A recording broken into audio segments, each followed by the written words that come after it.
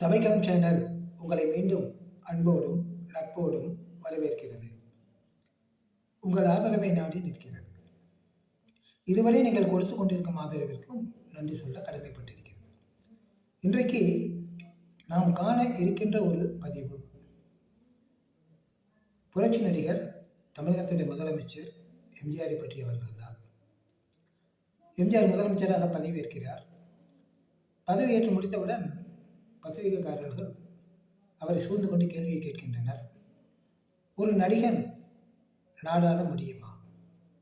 அப்போது எம்ஜிஆர் பதில் சொல்கிறார், நான் பொருளாதாரம் படித்த மேதை அல்ல, ஆனால் ஏழையுடைய கஷ்டங்களை உணர்ந்தவன். நான் ஏழையாக இருந்தவன். ஒரு பொருளாதாரம் படித்த மேதையை விட ஏழையாக இருந்த ஒருவனால், ஏழையுடைய கஷ்டங்களை உணர்ந்த ஒருவனால் ஒரு நல்ல நிர்வாகத்தை கொடுக்க முடியும் என்று நான் நிச்சயமாக நம்புகிறேன் என்றார். அதேபோல் சொன்னதை செய்தும் காட்டினார். இறுதி வரை அவர் ஒரே ஒரு உதாரணம், சர்க்கரை 1 கிலோ 2 ரூபாய்க்கு போட்டார். அவர் பீரியடில் தான் அது சாத்தியமாயிற்று. அவர் சொல்வார், நியாய விலைக் கடைகளில் மட்டும், மக்களுடைய தேவைகளில் மட்டும் எந்த குறையும் வைத்து விடாதீர்கள். அவர்கள் கருணாநிதி என்று பார்க்க மாட்டார்கள், எம்ஜிஆர் என்று பார்க்க மாட்டார்கள். உடனே தூக்கி எறிந்து விடுவார்கள்.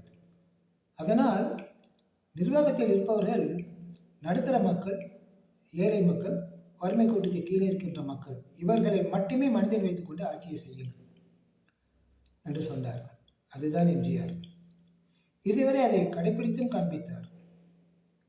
இந்த பதிவு உங்களுக்கு பிடித்திருக்கும் என்று நினைக்கிறேன். இதனுடைய நிறை குறைகளை சுட்டி காட்டுங்கள். குறைகளை தன்னடக்கத்தோடு திருத்திக் கொள்கிறேன், நிறைகளை தன்னடக்கத்தோடு ஏற்றுக்கொள்கிறேன். மீண்டும் அடுத்த பதிவில் உங்களை நான் சந்திக்கின்றேன்.